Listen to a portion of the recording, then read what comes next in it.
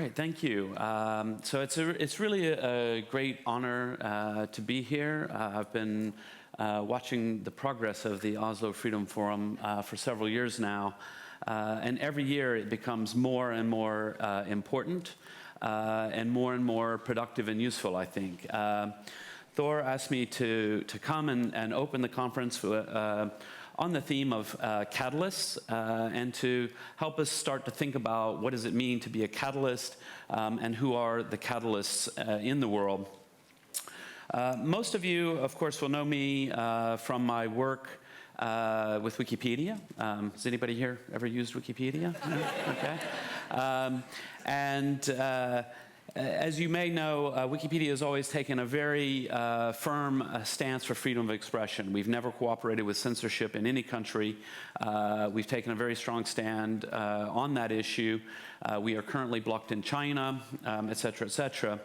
And this is really a personal passion of mine. And so last year I've launched a new initiative called the Jimmy Wales Foundation for Freedom of Expression. And it was actually a nice fit to talk a little bit about what we do at the Jimmy Wales Foundation, but again on this theme of catalyst, to try to kick off this conference on that theme. So catalyst, the dictionary definition of catalyst is people who spark change and inspire others to act. So just to give one example of a catalyst, just talk about one case that we've been working on at the Jimmy Wales Foundation. So Bassel Kartabil, he has been imprisoned in Syria since March 15th of 2012.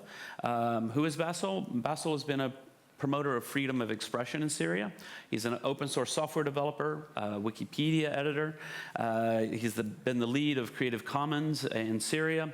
And you may have heard of the New Palmyra initiative. He's the co-founder of that. This is the initiative to digitally document this amazing historic site and build 3D models. And in fact, now that it's been damaged in the war, in the fighting there, it is actually our best hope of possibly reconstructing some of the things there once things settle down.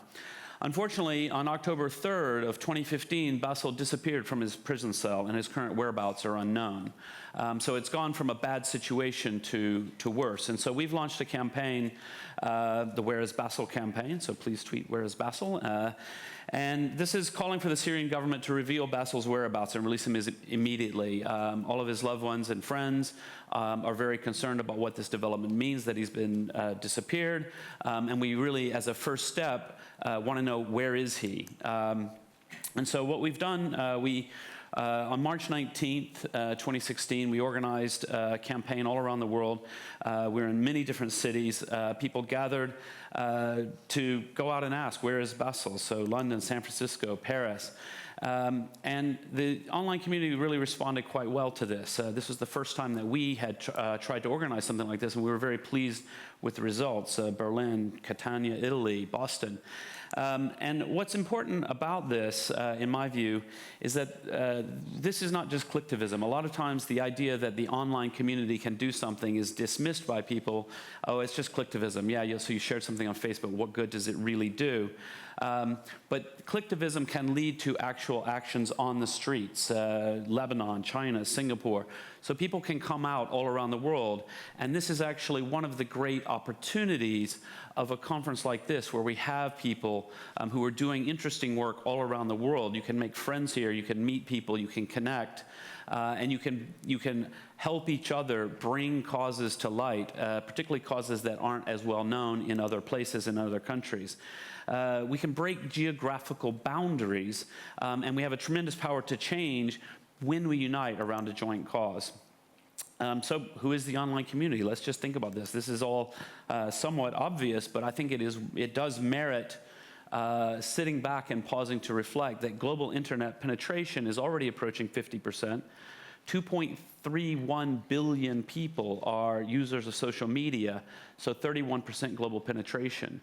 So in this sense, if you can organize, make media contacts, make contacts in this room, it is a much bigger voice than the traditional mainstream media. You have the opportunity to put things on the global agenda and to really put pressure on leaders, and not just leaders. You know, it's very difficult, for example, to put pressure on let's say, North Korea. For us directly as activists, like they honestly don't care what we think. But we can put pressure on the governments of our countries, of South Korea, of Norway, of the United States, of the UK, of all the countries around the world who do listen to citizens to say, we really want you to do something about North Korea. We don't want you to simply blindly go and do business and act like everything is okay there. With 1/3 of the population using social media, we really do have a very powerful voice. We have a powerful voice in social media. We have a powerful voice in knowledge, things like Wikipedia, blogs, news, entertainment. A lot of the greatest campaigns that really capture people's hearts can be viewed as entertainment. Last night at the opening reception, we heard from Garry Kasparov, and he pointed out, dry facts and figures, yes, while these are important, what is also important is great stories, great visuals, touching people emotionally, letting people know, hey, these are real people. It's one thing to say, oh, things are very bad in Syria, but let's actually take a case. Let's explain, like, this is the type of person who is being infected by this, because all of us are part of that online community. We are all catalysts. One example, Raif Badawi. So at the Jimmy Wales Foundation, we're part of a coalition. You've probably all heard of the case of Raif Badawi. It became very famous primarily because he's sentenced to 1,000 lashes, which really was quite a visual image in people's mind that made it easy for the international community to rally to his aid. So we've been involved in a coalition trying to help with that issue, putting pressure primarily in my work. I live in London, so putting pressure on the UK government is something that we're able to do a little bit better, to say, what are you doing to help secure Raif's safety and release? And you know, Raif, by the way, is a fantastic leader. He wrote a book. His wife suggested that I read the book, and I thought, oh, okay, right, you know, I'm not sure I'm going to enjoy this. It's actually a fantastic book. It's actually a compilation of his blog posts, so if you can go on Amazon and find his book, it's well worth the read, because when you read his story, you realize he's not a crazy person. He wasn't calling for the murder of the king or anything like this. He's very reasoned and very thoughtful in his comments and criticism. Finally, I want to talk a little bit about a case that you probably haven't heard about, but it's a case really to illustrate that this isn't always about activists who are trying to do something. It is many ordinary people get caught up in these kinds of things. So how many of you have shared a thought on social media today? Right? This is kind of a joke here. How many of you were arrested just for sharing a thought? So in most audiences, no one would raise their hands, but I think here we'll have a fair number who've been arrested for sharing a thought on social media. So get your phones out and ready. Keep the ringer off, as Thor said, but ready to treat. In just a second, I'm going to come back and ask you to do something. So Roya Nobacht is one of our main cases. You probably haven't heard of her. Her case isn't famous because she hasn't been lashed, and it's not that simple to get the attention of the global community. She's a 49-year-old British Iranian woman, lives near Manchester.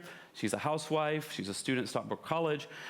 She's married to a professional chef. She's an ordinary person. She is in no way, shape, or form an activist. She's not something who is calling for regime change in Iran. What she's accused of, she visited relatives in Iran. She was arrested at the airport. And what was she accused of? She was accused of writing on Facebook that the Iranian regime is too Islamic and too controlling. So fairly mild comments, and frankly, mild comments from a housewife in Manchester don't seem to be a major threat to the Iranian regime. And yet she was arrested. She was charged with gathering and participation with intent to commit crimes against national security, insulting Islamic sanctities. And she was tried and sentenced to 20 years in prison, which was later reduced to 7 years, although even the reduction, there's apparently no paperwork. They told her it was reduced to 7 years, but who knows, really. It's very hard to get actual information out.